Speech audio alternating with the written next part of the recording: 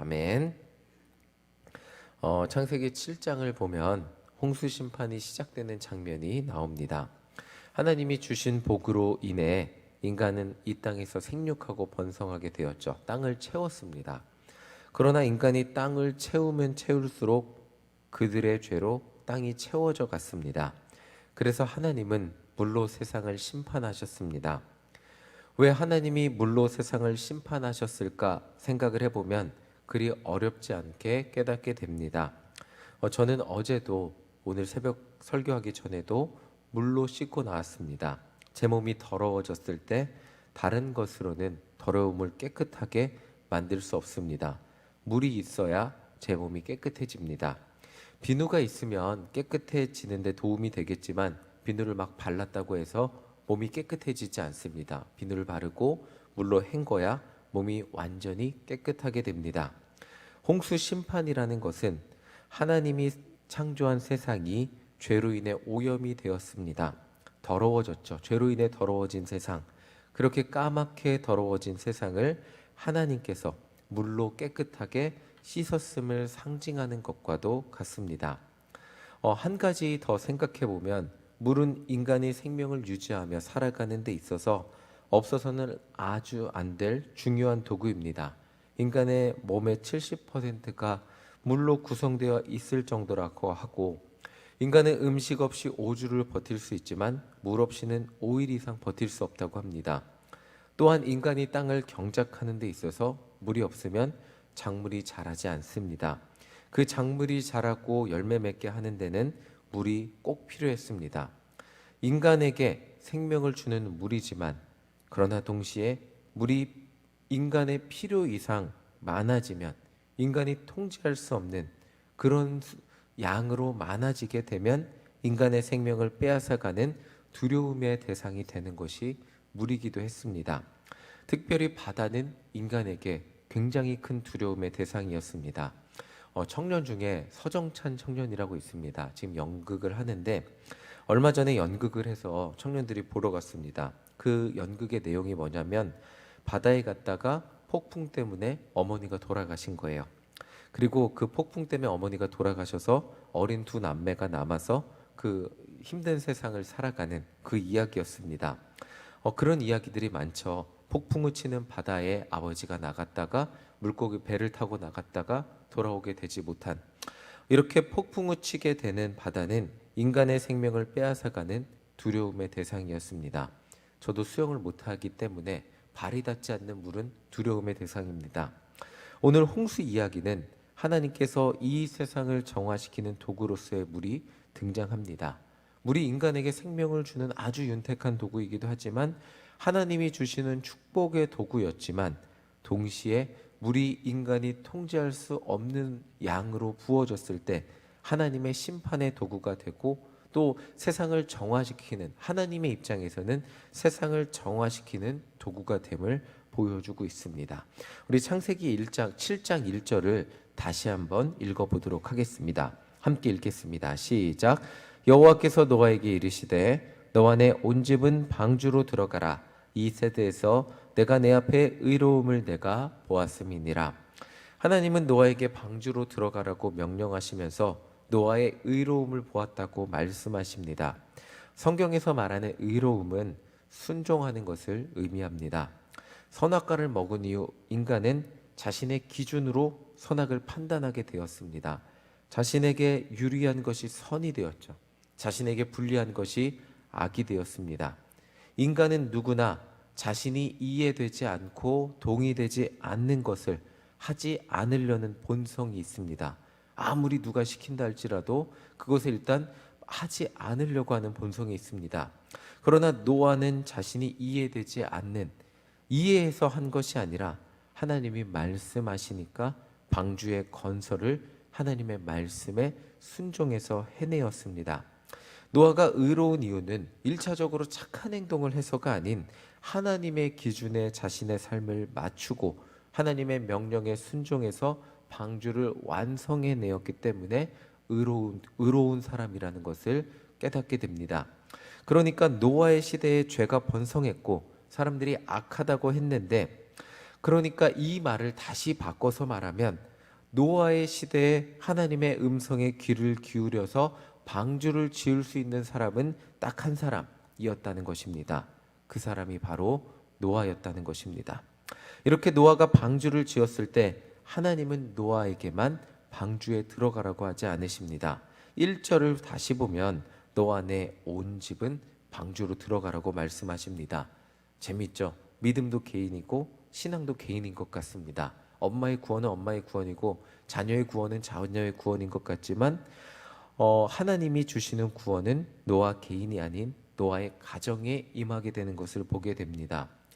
오늘 세상 사람들이 볼 때 아무 의미 없어 보이는 그리스도인의 삶, 순종의 삶이 우리의 신앙 생활이 분명히 의미가 있다는 것을 오늘 본문을 통해 우리는 깨닫게 됩니다.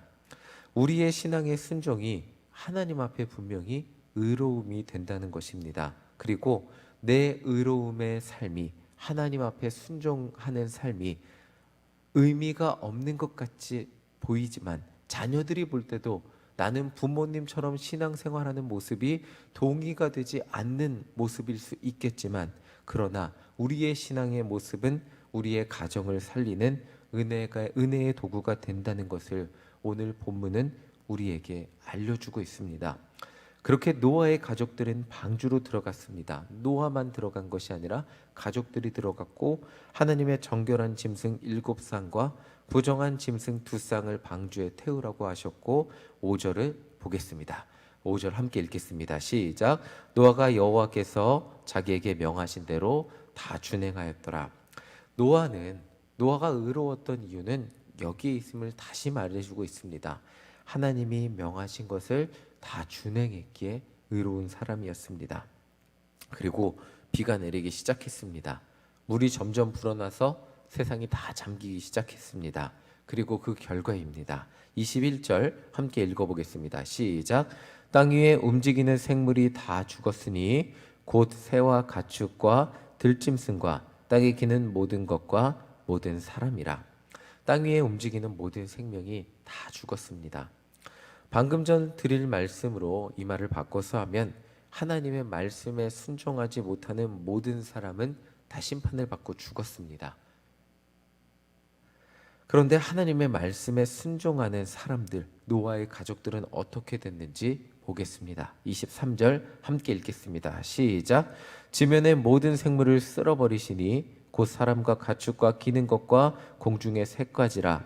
이들은 땅에서 쓸어버림을 당하였으되 오직 노아와 그와 함께 방주에 있던 자들만 남았더라.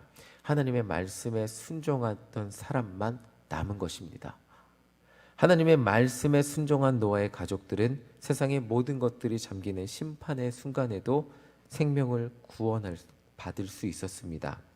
오늘 말씀을 통해 우리가 알 수 있는 것은 결국 우리의 생명을 살리는 것은 우리의 지혜로움, 우리의 놀라운 나의 판단력, 나의 어떤 선악을 알게 하는 나의 지혜로움이 아니라는 것입니다.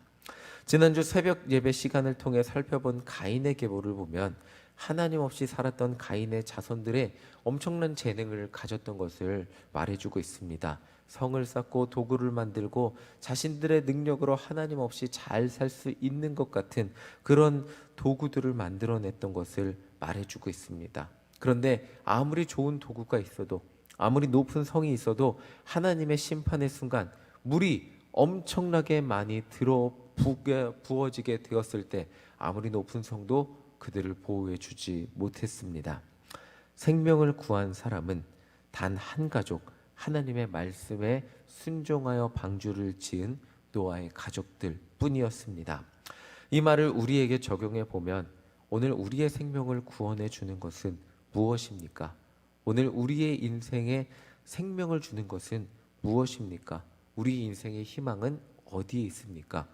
세상의 수많은 것들이 우리를 보호해 줄 것 같습니다. 높은 성을 짓고 좋은 기술을 가지고 많은 돈을 가지고 나를 보호해 줄 방어막을 만들어내면 우리는 살 수 있을 것 같습니다.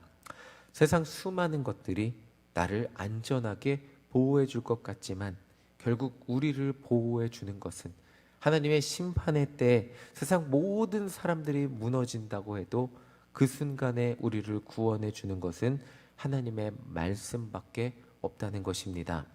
하나님 앞에 구원받는 사람은 결국 말씀에 순종하는 사람임은 오늘 말씀을 통해 우리가 함께 묵상해 보기를 간절히 소망합니다.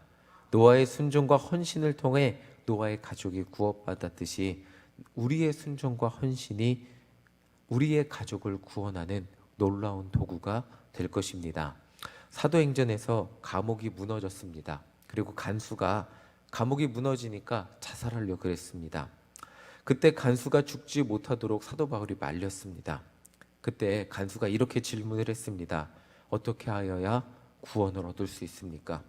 사도 바울의 대답이 이 말이었죠. 주 예수를 믿으라. 그리하면 너와 내 집이 구원을 받으리라 하는 말이었습니다. 하나님이 오늘 우리에게 원하시는 순종은 바로 이것입니다.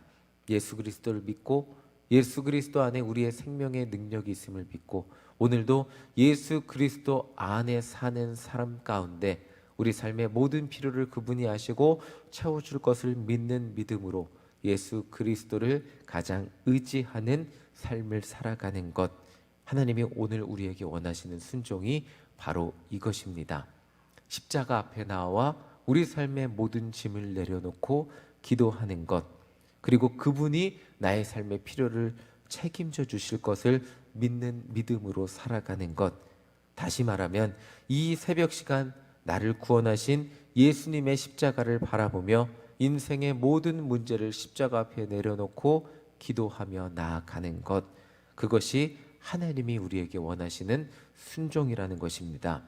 오늘 기도하며 순종하는 우리들 가운데 이런 하나님의 구원의 은혜가 넘쳐나기를 간절히 소망합니다. 비가 엄청 내리고 우리 삶을 잡아먹으려고 찾아오는 수많은 인생의 문제들, 세상 사람들이 우리에게 너는 이번에는 살아남기 어려울 거야, 이건 정말 힘들겠어라고 말하는 인생의 수많은 문제들 가운데 동일한 문제로 세상 사람들이 무너졌기에 나도 무너질 것 같이 두려움에 휩싸이는 그런 홍수와도 같은 문제들 가운데 있을 때에도 불구하고 우리는 예수 그리스도라는 방주 안에 타고 있음을 기억하시기를 바랍니다. 그리고 그 방주 앞에 나와 방주 안에서 기도할 때 우리의 생명은 예수님 안에서 구원받게 될 것을 믿으며 기도하는 우리 모두가 되시기를 간절히 소망합니다. 그렇게 순종하며 기도하는 우리들 가운데 하나님의 구원의 은혜가, 그리고 바로 예수님이 말씀하셨던 율법의 핵심이 우리 안에 오늘 새겨지게 될 것입니다. 그것이 뭐냐면 하나님을 사랑하고 이웃을 사랑하라는 그 삶, 구원받은 자의 삶이 우리 마음 가운데 새겨져 삶의 열매로 나타나게 될 것입니다. 오늘 우리 인생의 방주는 무엇입니까? 예수 그리스도의 십자가 앞에 우리의 희망을 걸고 그 예수 그리스도라는 방주를 타고 인생의 수많은 홍수 가운데 예수 그리스도를 의지하며 승리하는 우리 모두가 되시기를 간절히 소망합니다. 세상 모두는 무너질 수 있어요. 그리고 하나님이 세상 모든 사람의 죄악을 그대로 놔두시는 것 같지만 홍수를 통해 이 세상을 정화하셨듯이 세상 모두를 무너뜨리는, 세상의 모든 죄악을 무너뜨리는 그 순간에 예수 안에 있는 우리는 생명을 얻게 될 줄 믿습니다. 그것을 믿으며 십자가 앞에 나아가 모든 짐 내려놓고 기도하며 승리하는 우리 모두가 되시기를 간절히 소망합니다. 아멘. 찬송가 435장 함께 찬송하시겠습니다. 찬송가 435장입니다.